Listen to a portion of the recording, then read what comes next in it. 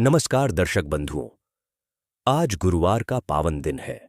शास्त्रों में कहा गया है कि गुरुवार को जो भी व्यक्ति सच्चे मन, शांत चित्त और श्रद्धा भाव से भगवान विष्णु की कथा सुनता है, उस पर देवगुरु बृहस्पति की विशेष कृपा बनी रहती है। ऐसा माना जाता है कि इस दिन सुनी गई कथा केवल मनोरंजन नहीं होती, बल्कि वह मनुष्य के कर्म, विचार और भाग्य तीनों को प्रभावित करती है। इसीलिए आप सभी से निवेदन है कि मन को स्थिर करके, सभी चिंताओं को एक ओर रखकर इस कथा को पूरे ध्यान से सुने। हो सकता है इस कथा का कोई एक प्रसंग, कोई एक वाक्य आपके जीवन की दिशा ही बदल दे। यह कथा केवल किसी राजा की नहीं है। यह कथा अहंकार, पतन, पश्चाताप और परिवर्तन की है। यह कथा उस सत्य को उजागर करती है जिसे हम अक्सर अनदेखा कर देते हैं कि शक्ति बिना धर्म के विनाश का कारण बनती है और भक्ति बिना अहंकार के ही फल देती है। बहुत समय पहले की बात है। भारतवर्ष के उत्तर दिशा में एक अत्यंत विशाल, समृद्ध और प्रसिद्ध राज्य था जिसका नाम था धवलपुर। धवलपुर चारों ओर से हरे भरे जंगलों, बहती नदियों और उपजाऊ भूमि से घिरा हुआ था। इस राज्य की सीमा में प्रवेश करते ही यात्रियों को लगता था मानो वे किसी स्वर्गिक भूमि में आ गए हों। बाजारों में अन्न की भरमार थी, घरों में सुख सुविधा थी और कभी इस राज्य को धर्म और न्याय का प्रतीक माना जाता था। धवलपुर का राजा था वीरेंद्र सिंह। वीरेंद्र सिंह युवावस्था में ही सिंहासन पर बैठा था। वह अत्यंत पराक्रमी, तेजस्वी और साहसी था। उसकी तलवार की धार और उसके घोड़े की गति की चर्चा दूर दूर तक होती थी। युद्ध भूमि में उसने कई शत्रुओं को परास्त किया था और उसी कारण प्रजा भी प्रारंभ में उसे एक आदर्श राजा मानती थी। लेकिन जैसे जैसे समय बीतता गया, वीरेंद्र सिंह के भीतर एक धीमा जहर फैलने लगा। यह जहर था अहंकार का।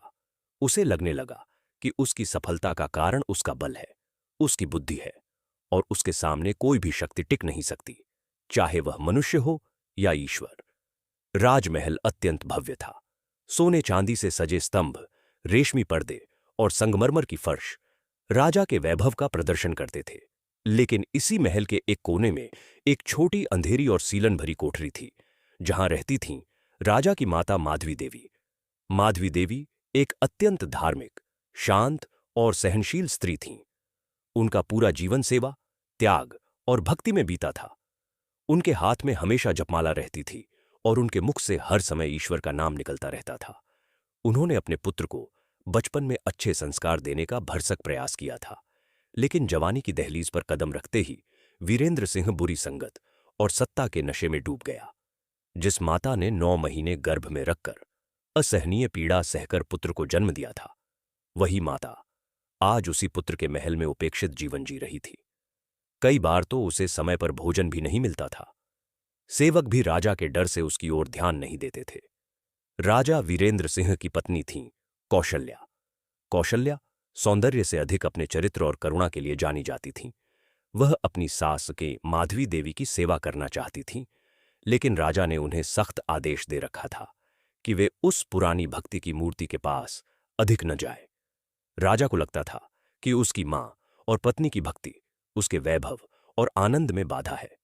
राजा का अधिकांश समय राजदरबार में नहीं, बल्कि महल से बाहर बने एक विलास भवन में बीतता था। वहां रहती थी एक अत्यंत रूपवती स्त्री, चंद्रिका। चंद्रिका नृत्य, संगीत और चालाकी में निपुण थी। उसने बहुत कम समय में राजा के मन पर अधिकार कर लिया था। राजा उसके शब्दों को ही सत्य मानने लगा था। राज्य के निर्णय, करों की व्यवस्था, यहां तक कि सैनिक नियुक्तियां भी चंद्रिका की राय से होने लगी थीं। प्रजा धीरे धीरे दुखी होने लगी। कर बढ़ते जा रहे थे, न्याय मिलने में विलंब होने लगा था और राजा तक पहुंचना लगभग असंभव हो गया था। लोग फुसफुसाकर कहते थे कि धवलपुर का स्वर्णकाल अब बीत चुका है। एक गुरुवार की सुबह, जब पूरे नगर में हल्की ठंडी हवा चल रही थी, माधवी देवी अपनी कोठरी में जागीं। रात से उन्होंने कुछ खाया नहीं था। शरीर कमजोर था, हाथ कांप रहे थे। उन्होंने लोटे से थोड़ा पानी पिया और फिर दीवार का सहारा लेकर खड़ी हुईं। सामने एक छोटी सी प्रतिमा रखी थी। उन्होंने हाथ जोड़कर आंखें बंद कीं और धीमे स्वर में प्रार्थना की, हे प्रभु, मेरे लिए कुछ मत करना, बस मेरे पुत्र को सद्बुद्धि दे देना। वह गलत राह पर चला गया है। उसी समय महल के मुख्य द्वार पर शोर मचने लगा। ढोल नगाड़ों की आवाज सुनकर कौशल्या का मन घबरा गया। उन्होंने खिड़की से झांक कर देखा तो उनके पैरों तले जमीन खिसक गई। राजा वीरेंद्र सिंह रथ से उतर रहा था और उसके साथ चंद्रिका भी थी। यह पहली बार था जब राजा उसे खुलेआम राजमहल के भीतर ला रहा था। दरबार में राजा ने घोषणा की कि अब से चंद्रिका भी महल में ही रहेगी। किसी में विरोध करने का साहस नहीं था। जब यह समाचार माधवी देवी तक पहुंचा तो उनका हृदय कांप उठा। उन्होंने सोचा कि यह राज्य और कुल दोनों के लिए अनर्थ होगा। उन्होंने लाठी का सहारा लिया और दरबार की ओर चल पड़ी। दरबार में पहुंचते ही उन्होंने कांपती आवाज में कहा, वीरेंद्र, यह तू क्या कर रहा है? यह अधर्म है। राजा का कर्तव्य प्रजा की रक्षा करना है, न कि अपनी वासना में डूब जाना। चंद्रिका यह सुनकर हंस पड़ी। उसने राजा के कंधे पर हाथ रखा और व्यंग्य से बोली, महाराज, लगता है माताजी को आपकी खुशी पसंद नहीं। राजा का चेहरा क्रोध से लाल हो गया। उसने ऊंचे स्वर में कहा, बस बहुत हो गया। तुम हमेशा मेरे जीवन में बाधा बनी रही हो। मैं राजा हूं, जो चाहूं कर सकता हूं। माधवी देवी ने अंतिम प्रयास करते हुए कहा, बेटा, गुरुवार का दिन है, आज तो पाप मत कर, ईश्वर के कोप से डर। राजा ने ठाका लगाया और कहा, कहां है तुम्हारा ईश्वर? बुलाओ उसे। और फिर वह हुआ जिसने पूरे धवलपुर को हिला दिया। राजा वीरेंद्र सिंह ने अपनी ही माता को धक्का दे दिया। माधवी देवी फर्श पर गिर पड़ी। उनके मस्तक से रक्त बहने लगा। दरबार में सन्नाटा छा गया। कौशल्या चीख पड़ी और दौड़कर अपनी सास के पास पहुंची, लेकिन राजा ने उसे भी धमका दिया।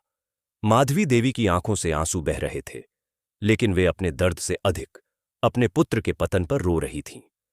उन्होंने भूमि पर पड़े पड़े ही मन में कहा, हे प्रभु, अब निर्णय तुम्हारे हाथ में है।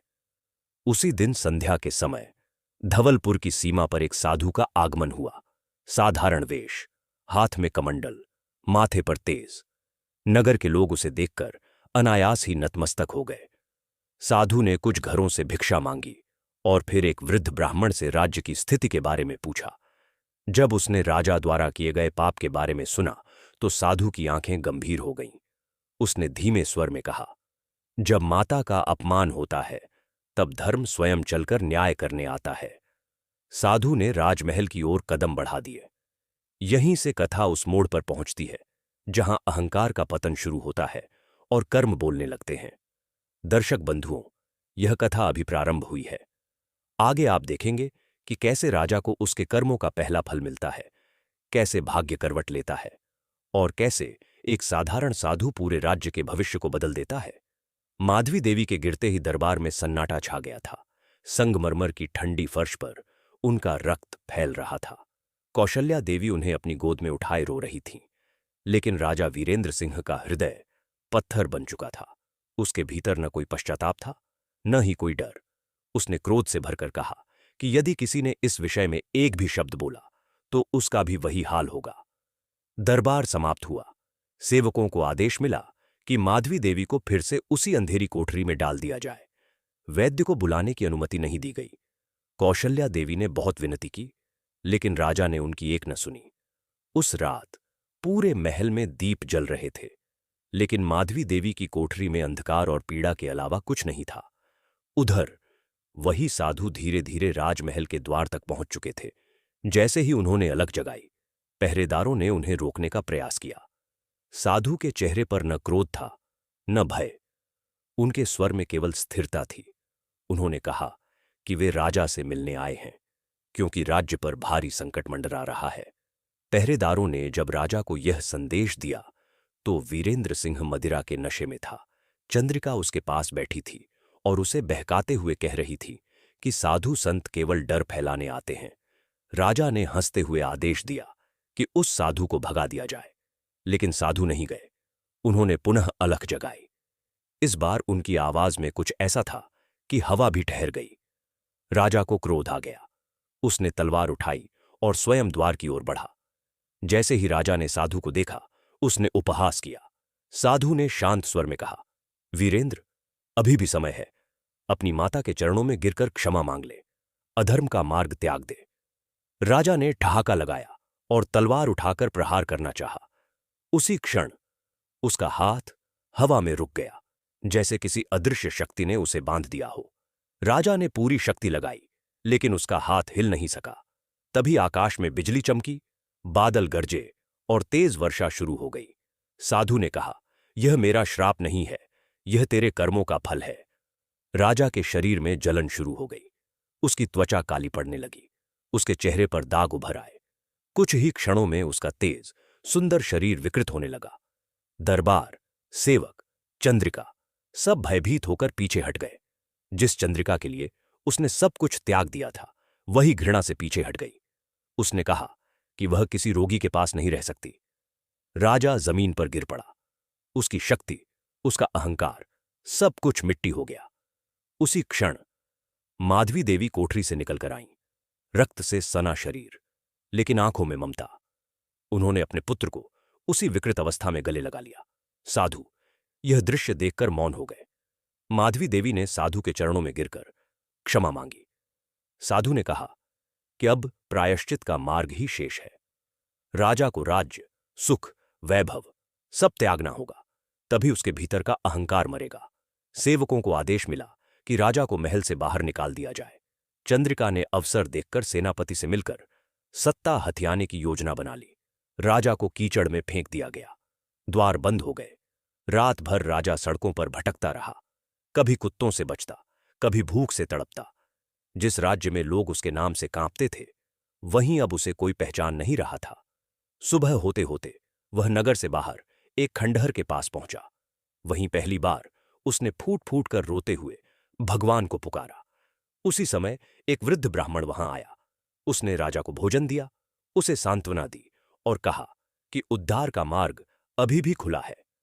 ब्राह्मण ने बताया कि पास के जंगल में एक प्राचीन विष्णु मंदिर है, वहीं जाकर सेवा और तपस्या करनी होगी। राजा ने संकल्प लिया कि वह यह मार्ग अपनाएगा, चाहे उसे कितना भी कष्ट क्यों न सहना पड़े। यहीं से उसका संघर्ष आरंभ होता है। जंगल, भूख, पीड़ा सब उसकी परीक्षा लेंगे। लेकिन क्या उसका पश्चाताप सच्चा है? क्या वह अपने अहंकार को पूरी तरह त्याग पाएगा? राजा वीरेंद्र सिंह उस खंडहर के पास बैठा हुआ था। रात भर की ठंड, भूख और अपमान ने उसके शरीर को जर्जर कर दिया था। शरीर पर पड़े घावों से बदबू आने लगी थी।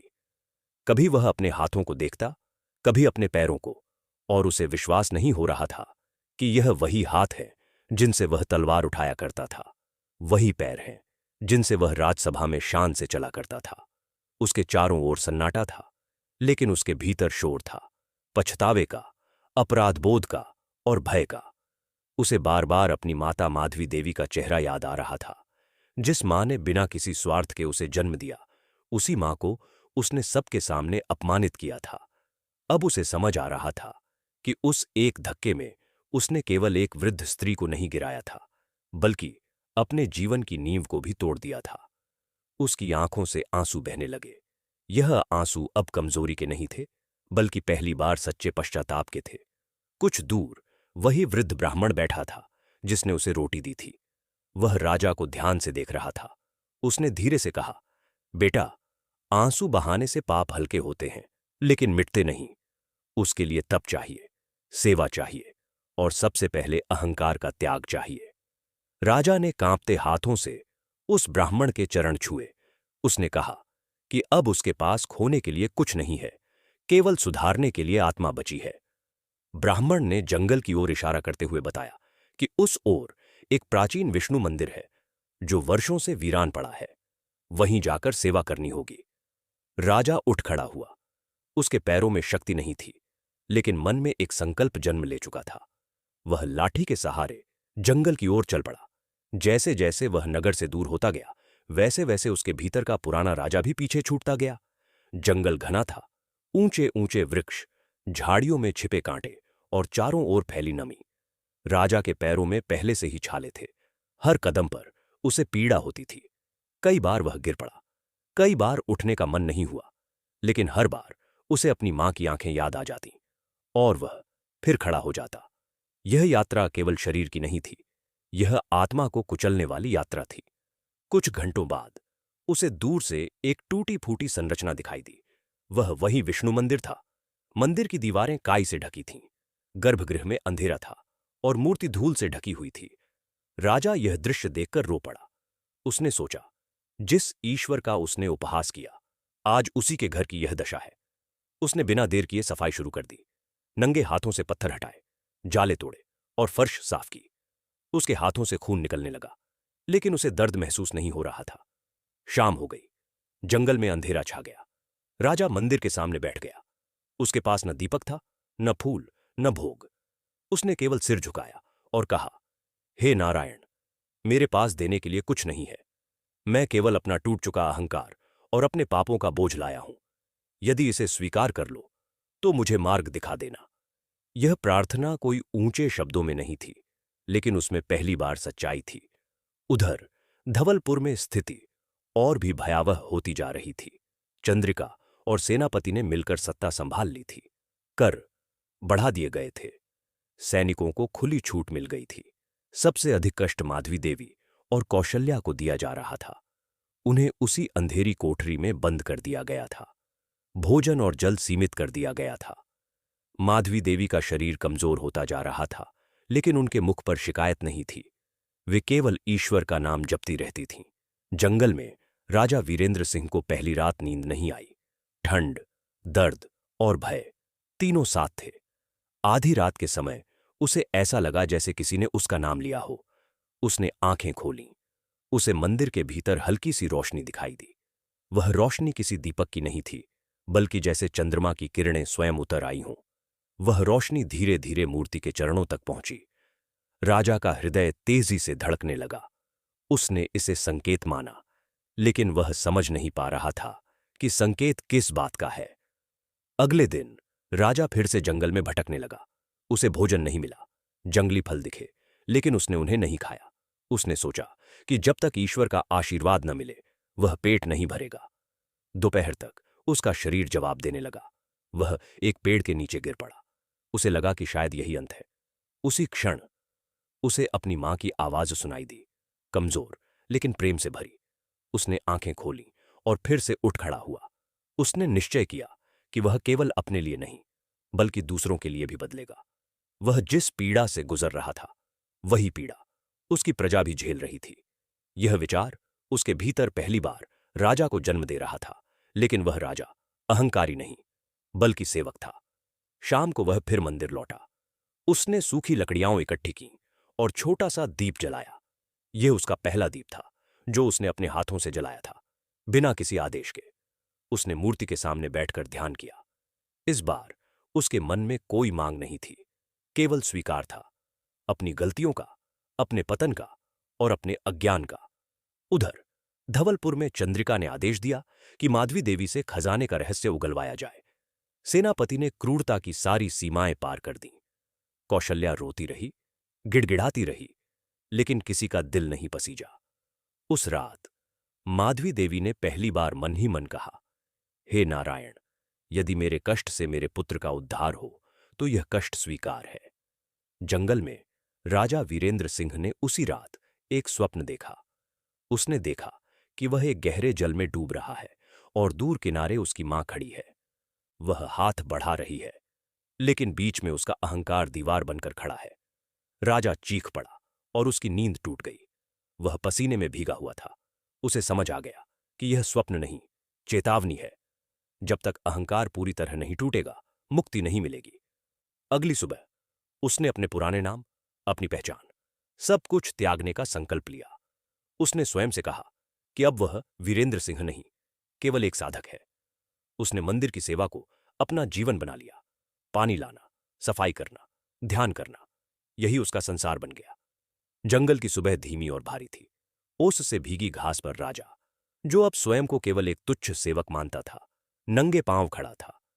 रात की ठंड ने उसके शरीर को जकड़ लिया था, लेकिन उससे भी अधिक ठंड उसके मन में थी। वह जानता था कि उसकी मां और पत्नी अभी भी धवलपुर में यातनाएं झेल रही हैं और वह यहां जंगल में बैठा केवल प्रार्थना कर रहा है। यह विचार उसे भीतर से कचोट रहा था। पहली बार उसके भीतर एक प्रश्न उठा, क्या केवल तपस्या पर्याप्त है जब अन्याय अभी भी जीवित है? उसने मंदिर के प्रांगण को साफ किया, जल भरा और मूर्ति के सामने बैठ गया। आज उसने अधिक देर तक आंखें बंद रखीं। ध्यान में उसे अपने जीवन के दृश्य दिखने लगे। बचपन में मां की गोद, युवावस्था में तलवार की चमक, दरबार की प्रशंसा, चंद्रिका की हंसी, और फिर वही धक्का, वही गिरती हुई मां। उसका शरीर कांपने लगा। उसने अपने माथे को पत्थर की फर्श से लगाया और बिना किसी शब्द के रोता रहा। यह रोना किसी को दिखाने के लिए नहीं था, यह आत्मा के भीतर जमा विष का बाहर निकलना था। उधर धवलपुर में स्थिति और भी भयावह हो चुकी थी। चंद्रिका अब स्वयं को राज्य की स्वामिनी मानने लगी थी। सेनापति के साथ मिलकर उसने दरबार को भय का केंद्र बना दिया था। जो भी कर, बढ़ोतरी या अन्याय का विरोध करता, उसे दंड मिलता। सैनिकों को खुली छूट थी। नगर में भय ऐसा फैल गया था कि लोग रात में दीपक जलाने से भी डरने लगे थे। माधवी देवी और कौशल्या को कालकोठरी में रखा गया था। उन्हें दिया जाने वाला भोजन दिन प्रतिदिन कम किया जा रहा था। माधवी देवी की हालत अत्यंत गंभीर हो चुकी थी। शरीर ज्वर से तप रहा था। कौशल्या उन्हें अपने आंचल से हवा करती रहती थीं। कई बार उन्हें लगता था कि अब यह अंतिम रात है, लेकिन हर बार माधवी देवी की सांस चलती रहती। वह धीमे स्वर में केवल एक ही नाम जपती रहती। उनके होंठ सूख चुके थे, लेकिन श्रद्धा नहीं सूखी थी। जंगल में वीरेंद्र सिंह को उस दिन पहली बार किसी जीव की पीड़ा दिखाई दी। मंदिर के पास एक घायल हिरण पड़ा हुआ था। उसके पैर में कांटा चुभा था और वह उठ नहीं पा रहा था। पहले का राजा होता तो उसे देखकर भी आगे बढ़ जाता, लेकिन अब उसने बिना सोचे समझे कांटा निकाला, अपने फटे वस्त्र से घाव बांधा और पानी पिलाया। हिरण की आंखों में भय की जगह शांति आई। उस क्षण वीरेंद्र सिंह को पहली बार अनुभव हुआ कि सेवा का सुख सत्ता से कहीं अधिक गहरा होता है। उसी शाम उसे फिर एक संकेत मिला। आकाश में अचानक बादल घिर आए और बिना वर्षा के ही बिजली चमकी। मंदिर के भीतर रखी मूर्ति के पास हल्की सी कंपन हुई। वीरेंद्र सिंह समझ गया कि यह संकेत है। उसे केवल अपने लिए नहीं, बल्कि दूसरों के लिए भी कर्म करना होगा। उसे धवलपुर लौटना होगा, लेकिन वह जानता था कि इस अवस्था में लौटना मृत्यु को आमंत्रण देना होगा। फिर भी उसके मन में भय नहीं था, क्योंकि अब उसके पास खोने के लिए कुछ नहीं था। उसने निर्णय लिया कि वह भेष बदलकर नगर जाएगा। अगले दिन वह जंगल से निकल पड़ा। रास्ता लंबा और कठिन था। शरीर अभी भी पूरी तरह स्वस्थ नहीं हुआ था। कई बार उसे चक्कर आए, लेकिन हर बार वह उठता रहा। रास्ते में उसे कुछ ग्रामीण मिले जो धवलपुर से भागकर जा रहे थे। उन्होंने बताया कि राज्य में अत्याचार बढ़ गया है और लोग पलायन कर रहे हैं। यह सुनकर वीरेंद्र सिंह का हृदय भारी हो गया। उसने महसूस किया कि उसके पाप केवल व्यक्तिगत नहीं थे, बल्कि सामूहिक पीड़ा का कारण बने थे। नगर की सीमा के पास पहुंचते पहुंचते रात हो गई। उसने दूर से ही धवलपुर की दीवारें देखीं। कभी वही दीवारें उसे सुरक्षा का प्रतीक लगती थीं, आज वे भय का प्रतीक थीं। उसने स्वयं को एक साधारण भिक्षुक की तरह ढक लिया और द्वार की ओर बढ़ा। पहरेदारों ने उसे रोकने की कोशिश की, लेकिन भीड़ अधिक होने के कारण वह भीतर प्रवेश कर गया। नगर में प्रवेश करते ही उसने परिवर्तन महसूस किया। पहले जहां चहल पहल रहती थी, अब सन्नाटा था। दुकानों पर ग्राहक नहीं थे, चेहरों पर मुस्कान नहीं थी। उसने लोगों की आंखों में वही भय देखा जो कभी उसके नाम से जुड़ा हुआ था। यह देखकर उसका सिर झुक गया। वह समझ गया कि राजा होना केवल सिंहासन पर बैठना नहीं, बल्कि प्रजा की आत्मा की रक्षा करना है। वह धीरे धीरे उस गली की ओर बढ़ा जहां कालकोठरी थी। रास्ते में उसने सैनिकों को, निर्दोष लोगों को पीटते देखा। उसका मन क्रोध से भर उठा, लेकिन उसने स्वयं को रोका। वह जानता था कि अभी समय नहीं है। पहले उसे अपनी मां और पत्नी को सुरक्षित करना था। कालकोठरी के बाहर पहरा कड़ा था। उसने पास के एक मंदिर में जाकर रात बिताने का निश्चय किया। वहीं उसे एक वृद्ध महिला मिली जो चुपचाप दीप जला रही थी। बातचीत में पता चला कि वह कभी राजमहल में सेविका थी और माधवी देवी की भक्त थी। उसने वीरेंद्र सिंह को पहचान नहीं पाई, लेकिन अपने दुख साझा कर दिए। उसने बताया कि कैसे राजमाता की हालत बिगड़ रही है। यह सुनकर वीरेंद्र सिंह की आंखें भर आईं। रात भर वह सो नहीं सका। उसने मन ही मन योजना बनाई। अगली सुबह जब पहरे बदलते हैं, वही समय होगा। उसने स्वयं को तैयार किया। उसके पास न हथियार था, न सेना, केवल संकल्प था, और वह जानता था कि सच्चा संकल्प अकेला भी पर्याप्त होता है। उधर राजमहल में चंद्रिका को अजीब सा भय सताने लगा था। उसे बार बार ऐसा लगता कि कोई उसे देख रहा है। रात में उसके सपनों में वही साधु और वही विकृत राजा दिखाई देता। वह चौंक कर उठ बैठती। वैद्य बुलाए गए, लेकिन भय दूर नहीं हुआ। सेनापति भी बेचैन था। उसे लग रहा था कि यह सत्ता टिकने वाली नहीं है। सुबह होते ही नगर में एक छोटी सी हलचल हुई। किसी ने कहा कि एक भिक्षुक राजमहल के आसपास घूम रहा है और लोगों से चुपचाप बातें कर रहा है। यह समाचार सेनापति तक पहुंचा। उसने सैनिकों को सतर्क कर दिया, लेकिन वह नहीं जानता था कि यह वही व्यक्ति है जिसे उसने मिट्टी में फेंक दिया था। वीरेंद्र सिंह धीरे धीरे कालकोठरी के निकट पहुंचा। उसकी सांस तेज थी, लेकिन मन स्थिर। उसने दीवार के पास बैठकर आंखें बंद कीं और एक ही प्रार्थना की, यदि आज मृत्यु भी मिले तो वह स्वीकार है, लेकिन मां और पत्नी सुरक्षित रहे। उसी क्षण उसे भीतर से एक अजीब सी शांति मिली। रात का अंतिम पहर था। कालकोठरी के बाहर ठंडी हवा चल रही थी। आसमान में बादल छाए हुए थे और कहीं कहीं बिजली चमक रही थी। वीरेंद्र सिंह दीवार से पीठ लगाए बैठा था। उसके शरीर में थकान थी, लेकिन उससे अधिक उसके मन में उथल पुथल थी। भीतर से आवाज आ रही थी कि अभी समय नहीं है, और उसी के साथ एक दूसरी आवाज भी थी जो कह रही थी कि अगर अब नहीं किया तो कभी नहीं होगा। यही द्वंद्व किसी भी परिवर्तनशील आत्मा का अंतिम संघर्ष होता है। उसने धीरे से आंखें बंद की और अपनी मां माधवी देवी का चेहरा याद किया। वही शांत आंखें, वही करुणा से भरा मुख। उसे वह दिन याद आया जब बचपन में उसे तेज बुखार था और मां सारी रात उसके पास बैठी रही थी। उस स्मृति ने उसके भीतर एक असीम शक्ति भर दी। उसने तय कर लिया कि चाहे परिणाम कुछ भी हो, वह आज पीछे नहीं हटेगा। सुबह होने से पहले ही कालकोठरी के बाहर पहरे बदलने लगे। यही वह क्षण था जिसका उसे इंतजार था। वह धीरे से उठा, अपने फटे वस्त्र ठीक किए और भीड़ के साथ स्वयं को मिला लिया। पहरेदार थके हुए थे, ध्यान भटका हुआ था। वीरेंद्र सिंह ने दीवार के एक टूटे हिस्से से भीतर झांका। उसे भीतर से हल्की सी कराह सुनाई दी।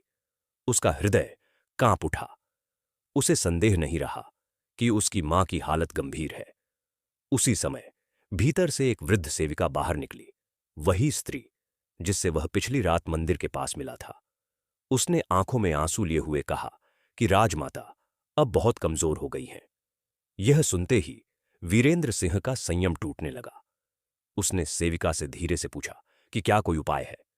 सेविका ने चारों ओर देखा और फुसफुसाकर कहा कि आधी रात के बाद पहरा ढीला पड़ता है, लेकिन जोखिम बहुत बड़ा है। वीरेंद्र सिंह ने बिना एक क्षण सोचे सिर हिलाया। जोखिम से अब उसे भय नहीं था। उसके जीवन का मूल्य अब केवल एक था, अपनी मां और पत्नी की रक्षा। उसने सेविका से कहा कि वह ध्यान भटकाने का प्रयास करे। सेविका, जो राजमाता की भक्ति में वर्षों से बंधी थी, सहमत हो गई। जैसे ही सेविका सैनिकों को पानी और भोजन देने के बहाने आगे बढ़ी, वीरेंद्र सिंह पीछे से कालकोठरी की ओर सरक गया। द्वार जर्जर था, लेकिन भीतर से बंद। उसने पत्थर उठाकर धीरे धीरे कुंडी पर प्रहार किया। हर बार उसके दिल की धड़कन बढ़ा रहा था। अंततः कुंडी ढीली पड़ गई। उसने द्वार को थोड़ा सा खोला और भीतर फिसल गया। अंदर का दृश्य देखकर उसका कलेजा फट गया। अंधेरा, सीलन और दुर्गंध से भरी वह कोठरी किसी नरक से कम नहीं थी। माधवी देवी जमीन पर पड़ी थीं। उनका शरीर अत्यंत कमजोर हो चुका था। कौशल्या उन्हें अपनी गोद में लिए बैठी थीं। जैसे ही द्वार खुलने की आवाज आई, कौशल्या चौंक गईं। उन्होंने डरते हुए देखा, लेकिन अगले ही क्षण उनके होंठ कांपने लगे। उन्हें पहचान में नहीं आया कि यह भिक्षुक कौन है, लेकिन उसकी आंखों में जो पीड़ा थी वह उन्हें परिचित लगी। वीरेंद्र सिंह घुटनों के बल बैठ गया। उसके मुंह से शब्द नहीं निकल रहे थे। उसने धीरे से अपनी मां का हाथ पकड़ा। माधवी देवी की पलकों में हलचल हुई। उन्होंने आंखें खोलीं और सामने झुके व्यक्ति को देखा। एक क्षण के लिए उन्हें भ्रम हुआ। फिर उन्होंने धीमे स्वर में कहा, वीरू। यह वही नाम था जिससे वे उसे बचपन में पुकारा करती थीं। यह सुनते ही वीरेंद्र सिंह की आंखों से आंसू बह निकले। उसने सिर झुकाकर कहा, मां, मैं आ गया हूं। कौशल्या यह दृश्य देखकर सन्न रह गई। अब उन्हें समझ आ गया कि यह भिक्षुक कोई और नहीं, उनका पति है। वह फूट फूट कर रो पड़ी, लेकिन वीरेंद्र सिंह ने उन्हें शांत रहने का संकेत दिया।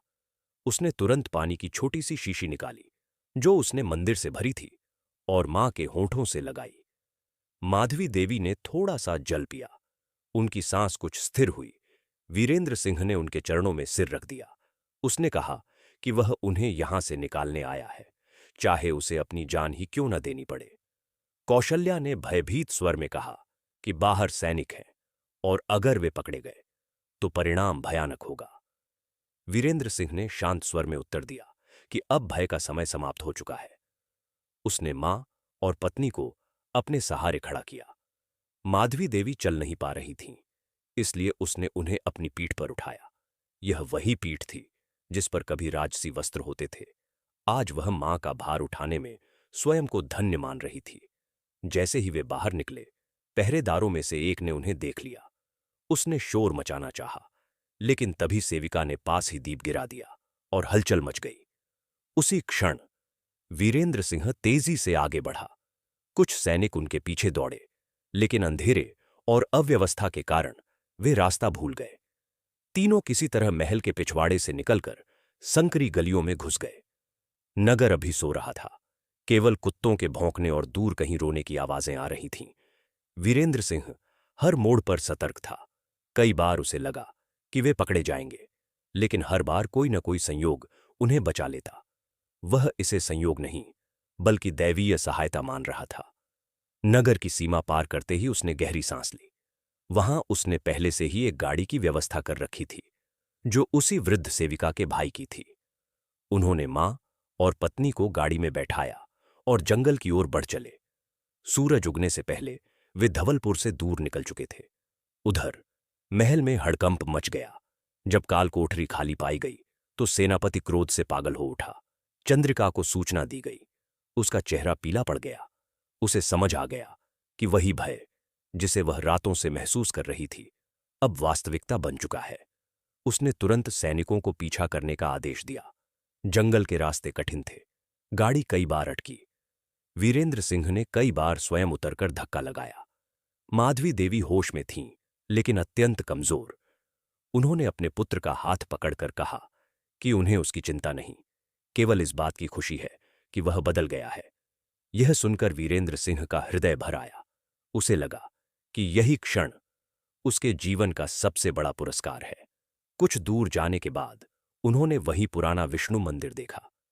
वीरेंद्र सिंह ने गाड़ी रुकवाई। उसने मां और पत्नी को मंदिर के भीतर पहुंचाया।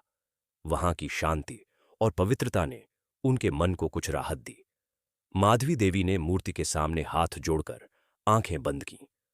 उन्होंने धीमे स्वर में कहा कि अब उन्हें किसी बात का भय नहीं है, लेकिन संकट अभी टला नहीं था। दूर से घोड़ों की टापों की आवाज आने लगी।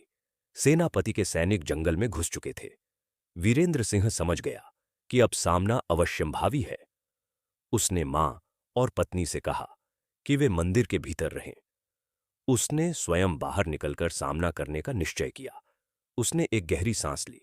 कभी यह व्यक्ति अकेले ही सेना के सामने खड़ा होने से नहीं डरता था। आज भी वह अकेला था, लेकिन इस बार उसके साथ अहंकार नहीं, धर्म था। उसने मन ही मन भगवान विष्णु का स्मरण किया और बाहर निकल पड़ा। मंदिर के बाहर वीरेंद्र सिंह खड़ा था। उसके हाथ खाली थे, न तलवार थी, न ढाल। उसके वस्त्र फटे हुए थे। शरीर अभी भी दुर्बल था, लेकिन उसकी आंखों में अजीब सा तेज था। वह तेज सत्ता का नहीं, बल्कि आत्मविश्वास और धर्म का था। दूर से घोड़ों की टापें साफ सुनाई दे रही थीं। पत्तों के हिलने और टहनियों के टूटने की आवाजें बता रही थीं कि सैनिक बहुत पास आ चुके हैं। मंदिर के भीतर माधवी देवी मूर्ति के सामने बैठी थीं। उनका शरीर दुर्बल था, लेकिन चेहरा शांत। उन्होंने कौशल्या का हाथ थाम रखा था। कौशल्या की आंखों में भय था, लेकिन उससे कहीं अधिक गर्व भी था। उन्हें अपने पति को इस रूप में देखकर पहली बार लगा कि यही वह राजा है जिसकी कल्पना उन्होंने विवाह के समय की थी। माधवी देवी ने धीमे स्वर में कहा कि जो होना है वह होगा। उन्होंने अपने पुत्र के लिए नहीं, बल्कि उसके मार्ग के लिए प्रार्थना की। उधर जंगल में सेनापति क्रोध से भरा हुआ आगे बढ़ रहा था। उसके साथ लगभग 20 सैनिक थे। उसे केवल सत्ता वापस चाहिए थी। उसे इस बात की परवाह नहीं थी कि राजमाता जीवित रहें या मर जाए। चंद्रिका ने उसे स्पष्ट आदेश दिया था कि वीरेंद्र सिंह को जीवित या मृत पकड़कर लाया जाए। सेनापति के भीतर भय भी था, क्योंकि उसने अपनी आंखों से पहले उस साधु का चमत्कार देखा था जिसने राजा को कोढ़ी बना दिया था। लेकिन सत्ता का लालच भय पर भारी पड़ रहा था। जैसे ही सैनिक मंदिर के खुले स्थान तक पहुंचे, उन्होंने वीरेंद्र सिंह को अकेले खड़ा देखा। सेनापति ने उपहास करते हुए कहा कि वह कितना मूर्ख है जो बिना हथियार के सामने आया है। वीरेंद्र सिंह ने शांत स्वर में उत्तर दिया कि उसे अब हथियारों की आवश्यकता नहीं है। यह सुनकर सैनिक हंस पड़े। सेनापति ने आदेश दिया कि उसे पकड़ लिया जाए। पहला सैनिक आगे बढ़ा। जैसे ही उसने वीरेंद्र सिंह को पकड़ने के लिए हाथ बढ़ाया, उसके पैर अचानक फिसल गए और वह जमीन पर गिर पड़ा। दूसरा सैनिक आगे बढ़ा, लेकिन तभी तेज हवा चली और उसकी आंखों में धूल भर गई।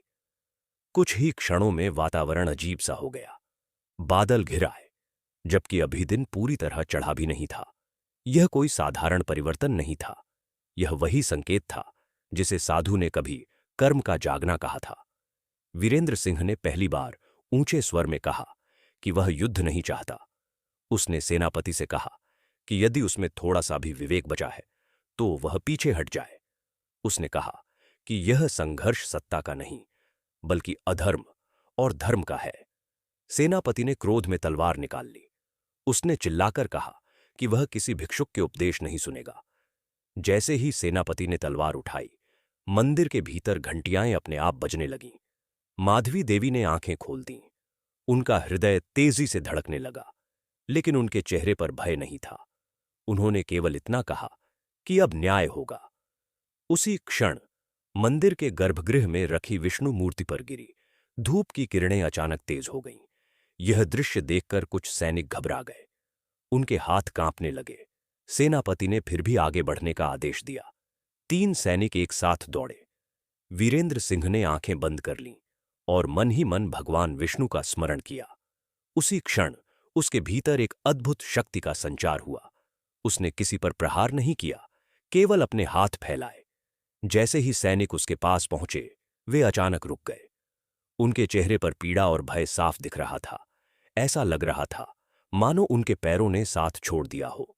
यह दृश्य देखकर बाकी सैनिकों के मन में भी भय भर गया। कुछ पीछे हटने लगे। सेनापति चिल्लाया कि यह सब भ्रम है, लेकिन उसका अपना स्वर भी डगमगा रहा था। तभी अचानक एक तेज गर्जना हुई और पास का एक पुराना वृक्ष टूटकर गिर पड़ा, ठीक सेनापति के रास्ते में। यह अब संयोग नहीं लग रहा था। सेनापति के मन में पहली बार शंका जागी कि वह किसी साधारण व्यक्ति से नहीं लड़ रहा। वीरेंद्र सिंह ने आगे बढ़कर कहा कि अब भी समय है। उसने कहा कि वह बदला नहीं चाहता, केवल न्याय चाहता है। उसने सेनापति को उसके अपराध याद दिलाए, निर्दोषों पर अत्याचार, राजमाता का अपमान, सत्ता के लिए विश्वासघात। यह सब सुनकर कुछ सैनिकों के सिर झुक गए। उनमें से कई धवलपुर के ही निवासी थे और वे अपने हृदय में अपराधबोध महसूस करने लगे। अचानक एक सैनिक आगे आया और उसने तलवार जमीन पर रख दी। उसने कहा कि वह अब और अन्याय का साथ नहीं देगा। यह देखकर दूसरा सैनिक भी पीछे हटा। धीरे धीरे कई सैनिकों ने हथियार डाल दिए। सेनापति अवाक खड़ा रह गया। उसे विश्वास नहीं हो रहा था कि जिसकी शक्ति पर वह घमंड करता था, वही उसे छोड़ रही है। क्रोध और भय के मिश्रण में सेनापति ने अकेले ही वीरेंद्र सिंह पर हमला कर दिया। यह उसका अंतिम प्रयास था, लेकिन जैसे ही वह पास पहुंचा, उसका संतुलन बिगड़ गया। वह फिसलकर गिर पड़ा। तलवार उसके हाथ से छूट गई। वीरेंद्र सिंह ने उसे उठाने का कोई प्रयास नहीं किया। उसने केवल इतना कहा कि अब उसका निर्णय हो चुका है। उसी क्षण पीछे से सैनिकों ने सेनापति को पकड़ लिया। जिन्होंने अभी तक उसके आदेश माने थे, वही अब उसे बांध रहे थे। मंदिर के भीतर माधवी देवी और कौशल्या ने यह सब देखा। कौशल्या की आंखों से आंसू बह रहे थे, लेकिन यह आंसू भय के नहीं, गर्व के थे। माधवी देवी ने धीरे से कहा कि यही वह क्षण है जिसके लिए उन्होंने जीवन भर प्रार्थना की थी। उन्हें अब अपने पुत्र की चिंता नहीं थी। उन्हें विश्वास हो गया था कि वह सही मार्ग पर है। सैनिकों ने सेनापति को घसीटते हुए बाहर ले जाया। उसने चिल्लाकर कहा कि चंद्रिका उसे बचा लेगी, लेकिन उसकी आवाज में अब पहले सा घमंड नहीं था। वीरेंद्र सिंह ने सैनिकों से कहा कि वह किसी को दंड देने के लिए नहीं आया है, बल्कि राज्य को अधर्म से मुक्त करने आया है। उसने आदेश दिया कि वे धवलपुर लौटें और चंद्रिका को उसके कर्मों का सामना करने दें। जंगल में शांति छा गई। बादल धीरे धीरे छूटने लगे। सूर्य की किरणें फिर से मंदिर पर पड़ने लगीं। वीरेंद्र सिंह ने मंदिर के भीतर जाकर अपनी मां और पत्नी को प्रणाम किया। माधवी देवी ने अपने कांपते हाथों से उसके सिर पर आशीर्वाद दिया। उन्होंने कहा कि आज उनका जीवन पूर्ण हो गया। कौशल्या ने अपने पति का हाथ थाम लिया।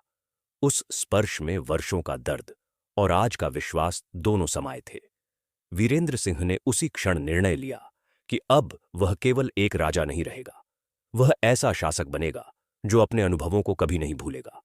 उसने कहा कि धवलपुर लौटना अब उसका कर्तव्य है, लेकिन इस बार तलवार लेकर नहीं, बल्कि न्याय और करुणा लेकर। उसने अपनी मां और पत्नी से कहा कि वे यहीं कुछ समय विश्राम करें। उसने मंदिर की सेवा करने वाले ग्रामीणों से उनकी देखभाल का आग्रह किया। जब वह धवलपुर की ओर लौटने के लिए निकला तो उसके कदमों में अब कोई डगमगाहट नहीं थी। उसके भीतर एक अजीब सी दृढ़ता थी। यह दृढ़ता उस व्यक्ति की होती है जिसने अपना सबसे बड़ा शत्रु अहंकार जीत लिया हो। रास्ते में उसे कई लोग मिले जिन्होंने उसके चेहरे का तेज देखकर स्वतः ही उसे प्रणाम किया। वे नहीं जानते थे कि यह वही राजा है जिसे कभी नगर से निकाल दिया गया था, लेकिन वे उसकी ऊर्जा को महसूस कर पा रहे थे। जंगल से निकलते समय वीरेंद्र सिंह ने अंतिम बार पीछे मुड़कर मंदिर की ओर देखा। वहां उसकी मां माधवी देवी और पत्नी कौशल्या सुरक्षित थीं। यह जानकर उसका मन कुछ हल्का हुआ, लेकिन उसका हृदय जानता था कि जब तक धवलपुर अधर्म से मुक्त नहीं होगा, तब तक यह शांति अधूरी है। उसने अपने भीतर संकल्प को और दृढ़ किया और तेज कदमों से नगर की ओर बढ़ चला। धवलपुर के बाहर का वातावरण भारी था। ऐसा लग रहा था मानो स्वयं धरती भी किसी अनिष्ट की प्रतीक्षा कर रही हो। नगर के द्वार खुले थे, लेकिन भीतर भय पसरा हुआ था। वीरेंद्र सिंह जैसे जैसे आगे बढ़ रहा था, लोग उसे ध्यान से देख रहे थे। उसका चेहरा बदला हुआ था। वस्त्र साधारण थे, लेकिन आंखों में एक ऐसा तेज था जो सामान्य नहीं था। कुछ वृद्धों को अनायास ही लगा कि वे किसी बड़े तपस्वी को देख रहे हैं। उधर राजमहल में चंद्रिका बेचैन थी। सेनापति के पकड़े जाने की खबर उसे मिल चुकी थी। उसका हृदय भय और क्रोध से भर गया था। वह समझ चुकी थी कि वीरेंद्र सिंह जीवित है और वापस आ रहा है। उसने तुरंत अपने विश्वासपात्र सैनिकों और दरबारी चालाकों को बुलाया। उसने आदेश दिया कि नगर के हर कोने पर निगरानी रखी जाए। उसके मन में अब एक ही उद्देश्य था, किसी भी तरह वीरेंद्र सिंह को समाप्त करना। चंद्रिका का मन अशांत था। रात में उसे बार बार वही दृश्य दिखता, जिसमें वह सिंहासन पर बैठी है और नीचे अंधकार से कोई आवाज उसका नाम पुकार रही है। वह चौंक कर उठ बैठती। वैद्य बुलाए गए, तांत्रिक बुलाए गए, लेकिन भय कम नहीं हुआ। उसके भीतर कहीं ना कहीं यह स्पष्ट हो चुका था कि यह केवल सत्ता का खेल नहीं रहा, यह कर्मों का हिसाब बन चुका है। वीरेंद्र सिंह नगर में धीरे धीरे आगे बढ़ता गया। उसने देखा कि कई घरों के द्वार बंद हैं, बाजार सूने हैं। जिन गलियों में कभी उत्सव हुआ करते थे, वहां अब सन्नाटा था। उसने कुछ बच्चों को देखा जो भूखे थे। उसने अपने पास जो थोड़ा सा अन्न था उन्हें दे दिया। बच्चों ने उसे आशीर्वाद दिया। उस क्षण वीरेंद्र सिंह को लगा कि शायद यही असली राज्य है, जहां आशीर्वाद बिना भय के मिलते हैं। वह सीधे राजमहल की ओर नहीं गया। उसने पहले नगर के मंदिरों में जाना उचित समझा। उसने देखा कि कई मंदिर उपेक्षित थे, कुछ में दीपक भी नहीं जल रहे थे। उसने वहीं खड़े होकर प्रार्थना की कि यदि आज उसे सफलता मिले तो वह इन मंदिरों और इस नगर की आत्मा को फिर से जीवित करेगा। यह प्रार्थना अब व्यक्तिगत नहीं थी, यह सामूहिक थी। इसी बीच नगर में यह खबर फैलने लगी कि एक अजीब सा साधु राजमहल की ओर बढ़ रहा है, जिसके चेहरे पर राजसी तेज है। कुछ लोग उसे पहचानने लगे। पुराने सैनिकों और बुजुर्गों को उसकी चाल, उसकी दृष्टि, सब कुछ परिचित लगने लगा। फुसफुसाहटें शुरू हो गईं। यह फुसफुसाहट चंद्रिका के कानों तक भी पहुंची। उसका क्रोध और बढ़ गया। उसने घोषणा करवाई कि जो भी उस व्यक्ति को पकड़कर लाएगा, उसे बड़ा इनाम मिलेगा। वीरेंद्र सिंह जब राजमहल के द्वार पर पहुंचा तो वहां भारी भीड़ इकट्ठा हो चुकी थी। सैनिकों ने उसे रोकने की कोशिश की। उसने स्वयं को राजा घोषित नहीं किया। उसने केवल इतना कहा कि वह न्याय मांगने आया है। उसकी आवाज में न क्रोध था न दंभ, लेकिन उसमें ऐसी दृढ़ता थी कि सैनिक एक क्षण के लिए हिचक गए। तभी भीतर से एक वरिष्ठ सैनिक बाहर आया, जिसने वर्षों तक वीरेंद्र सिंह के पिता की सेवा की थी। उसने उस चेहरे को देखा और उसकी आंखें भर आईं। वह समझ गया कि सामने कौन खड़ा है। उस सैनिक ने बिना कुछ कहे द्वार खुलवा दिए। यह क्षण निर्णायक था। भीड़ में खड़े लोग स्तब्ध रह गए। वीरेंद्र सिंह भीतर चला गया। जैसे जैसे वह आगे बढ़ा, महल के गलियारे उसे पुराने दिनों की याद दिलाने लगे। लेकिन अब उसके भीतर कोई मोह नहीं था। वह केवल अपने लक्ष्य पर केंद्रित था। दरबार में चंद्रिका सिंहासन पर बैठी थी। उसके चेहरे पर कठोरता थी, लेकिन आंखों में भय छिपा हुआ था। जैसे ही वीरेंद्र सिंह ने दरबार में प्रवेश किया, वहां सन्नाटा छा गया। कुछ दरबारी डर के मारे पीछे हट गए। चंद्रिका खड़ी हो गई। उसने व्यंग्य से कहा कि वह जीवित कैसे है। वीरेंद्र सिंह ने शांत स्वर में उत्तर दिया कि जब तक कर्मों का हिसाब पूरा नहीं होता, तब तक जीवन बना रहता है। चंद्रिका ने सैनिकों को संकेत किया। कुछ सैनिक आगे बढ़े, लेकिन उनमें वही दृढ़ता नहीं थी। वीरेंद्र सिंह ने दरबार के बीच खड़े होकर अपने अपराध स्वीकार किए। उसने कहा कि यह सब उसी के पापों का परिणाम है कि राज्य आज इस दशा में है। लेकिन उसने यह भी कहा कि अब वह इन पापों को सुधारने आया है। उसने चंद्रिका पर सीधे आरोप नहीं लगाए, बल्कि उसके कर्मों को सामने रखा। यह सुनकर दरबार में खुसर पुसर शुरू हो गई। चंद्रिका ने क्रोध में कहा कि यह सब नाटक है और वह अभी भी राज्य की स्वामिनी है।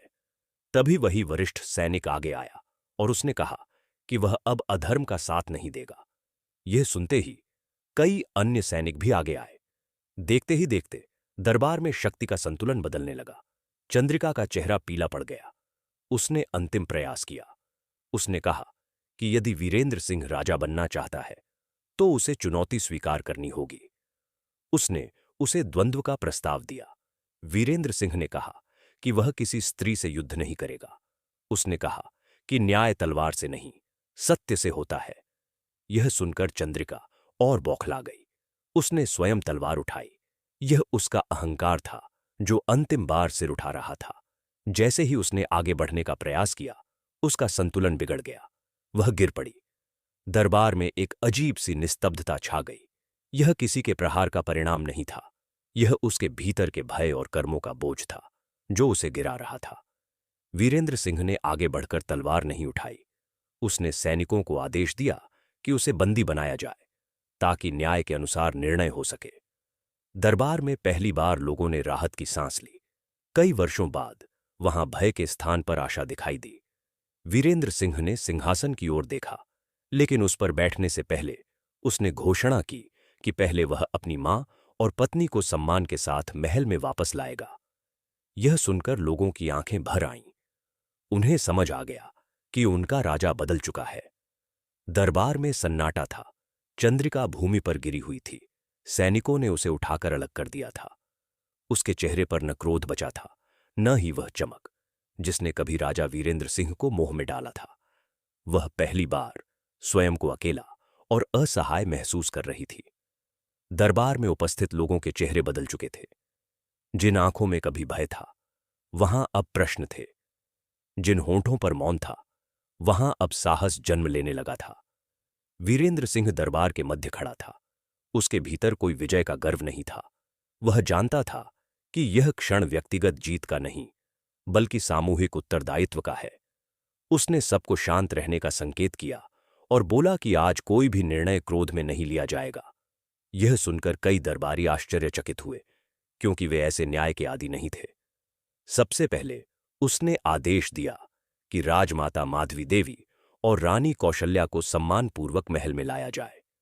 यह समाचार जैसे ही नगर में फैला, लोगों की आंखों में आंसू आ गए। वर्षों से जिनके लिए लोग केवल मन ही मन प्रार्थना करते थे, वे अब पुनः प्रकाश में आने वाली थीं। कुछ ही समय बाद पालकी के माध्यम से माधवी देवी को दरबार में लाया गया। उनका शरीर अभी भी दुर्बल था, लेकिन उनका चेहरा अद्भुत शांति से भरा हुआ था। कौशल्या उनके साथ थीं।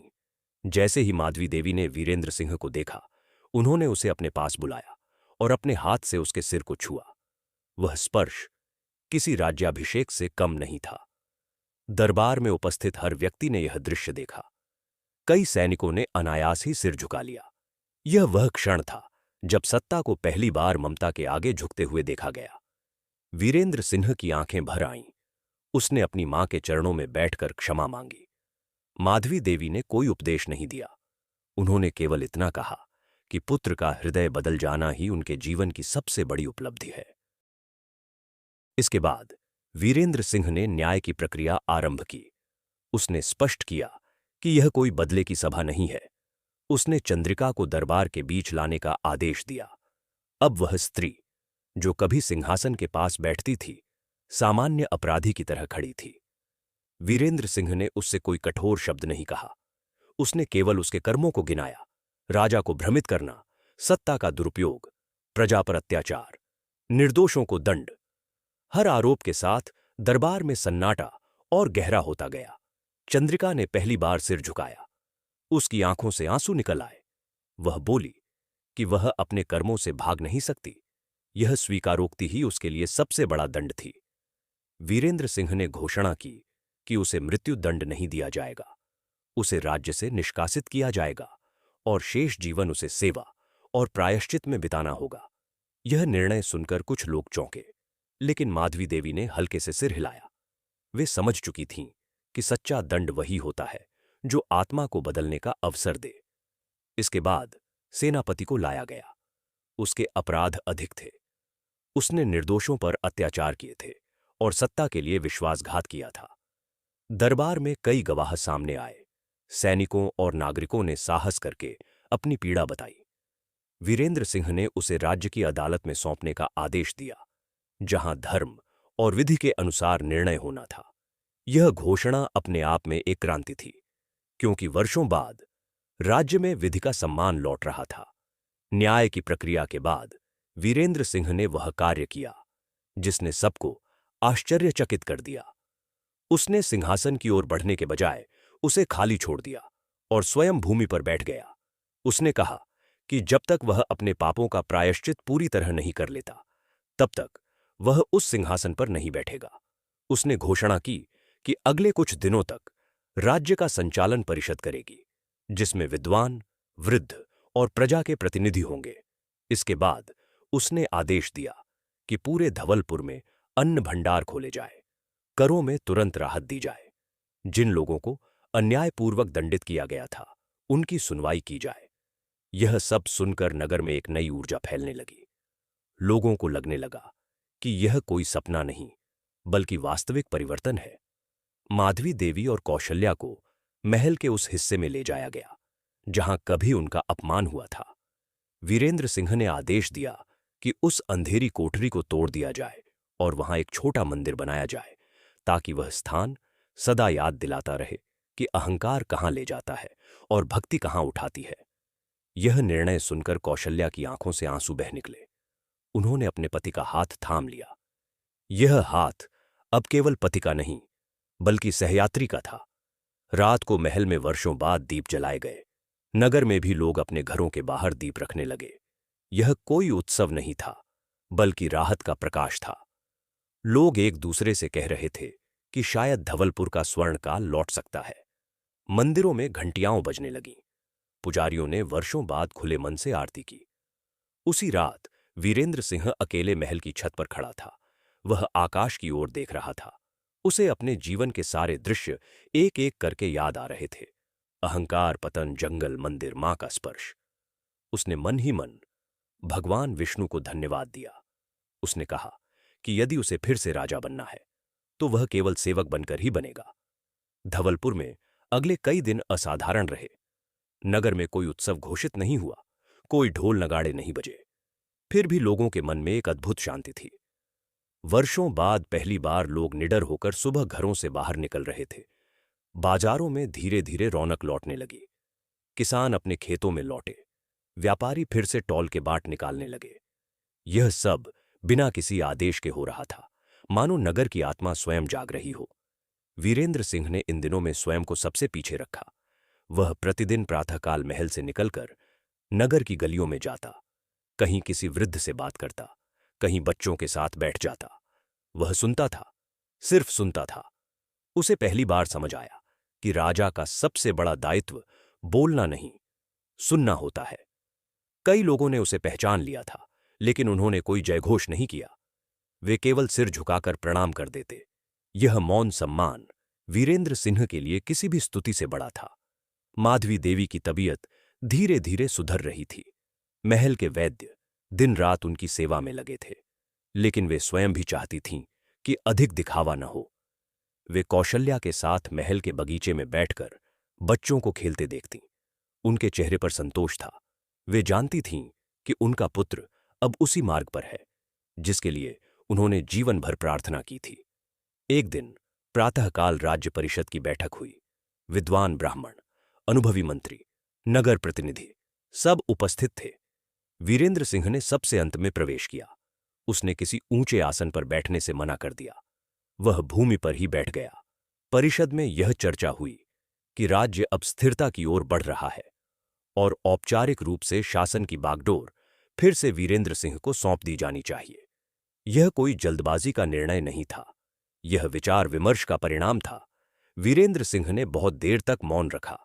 फिर उसने कहा कि वह सिंहासन स्वीकार करने से पहले एक अंतिम कार्य करना चाहता है।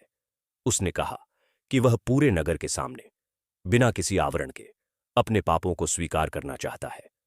परिषद में कुछ लोग असहज हुए, लेकिन माधवी देवी ने वहीं से संकेत दिया कि यह आवश्यक है। निर्णय हुआ कि अगले गुरुवार को नगर के मुख्य प्रांगण में यह सभा होगी। वह गुरुवार धवलपुर के इतिहास में कभी न भूलने वाला दिन बन गया। सूर्योदय से पहले ही लोग एकत्र होने लगे।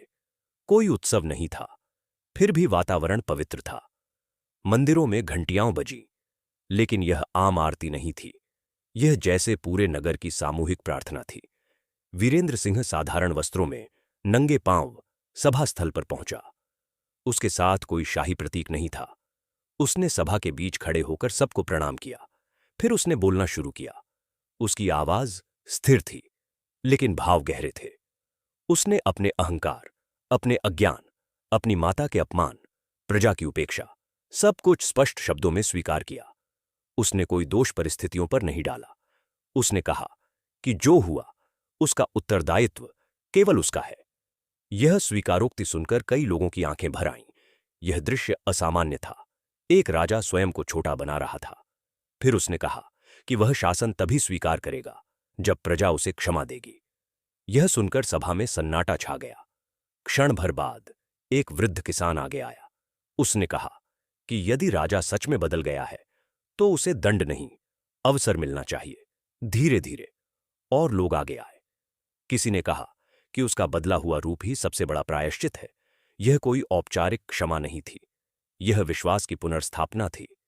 माधवी देवी ने आगे बढ़कर अपने पुत्र के कंधे पर हाथ रखा। उन्होंने कहा कि जब समाज क्षमा करता है तब ईश्वर भी प्रसन्न होते हैं। उसी क्षण यह घोषणा की गई कि वीरेंद्र सिंह अगले दिन औपचारिक रूप से सिंहासन स्वीकार करेगा, लेकिन एक नए संकल्प के साथ। अगले दिन राजमहल में कोई भव्य समारोह नहीं रखा गया। सिंहासन को साफ किया गया, लेकिन उस पर सोने का आडंबर नहीं जोड़ा गया। वीरेंद्र सिंह ने सिंहासन पर बैठने से पहले भूमि को स्पर्श किया और भगवान विष्णु का स्मरण किया।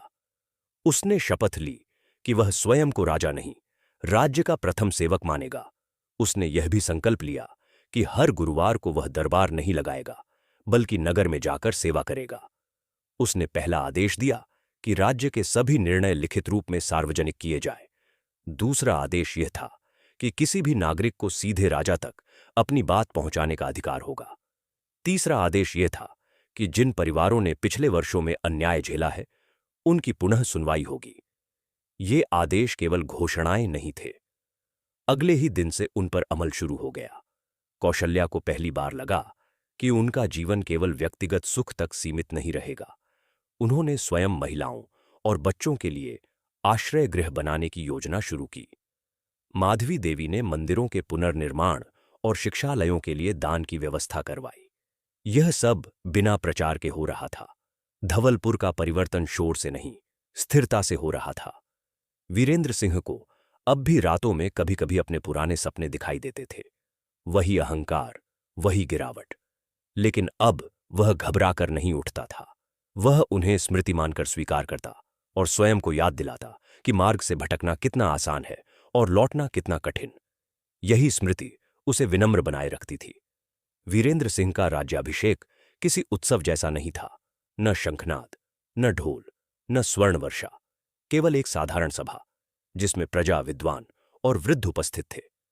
सिंहासन पर बैठते समय वीरेंद्र सिंह की आंखों में गर्व नहीं था, उसमें स्मृति थी। उस अंधेरी कोठरी की, उस जंगल की, उस मंदिर की और उस क्षण की जब उसकी मां ने उसे उसी विकृत अवस्था में गले लगाया था। वह जानता था कि यदि वह कभी भी इन स्मृतियों को भूल गया तो पतन फिर निश्चित होगा। राज्याभिषेक के बाद उसके जीवन की दिनचर्या बदल गई। वह प्रातःकाल सबसे पहले मंदिर जाता, लेकिन वहां किसी विशेष पूजा के लिए नहीं, बल्कि मौन में बैठने के लिए। उसके लिए यह मौन सबसे बड़ा शिक्षक बन चुका था। वह स्वयं से प्रश्न करता, क्या आज का निर्णय करुणा से लिया जाएगा या सुविधा से? यही प्रश्न उसके शासन की नींव बन गया। धवलपुर में धीरे धीरे परिवर्तन गहराने लगा। यह परिवर्तन आदेशों से नहीं, उदाहरण से हो रहा था।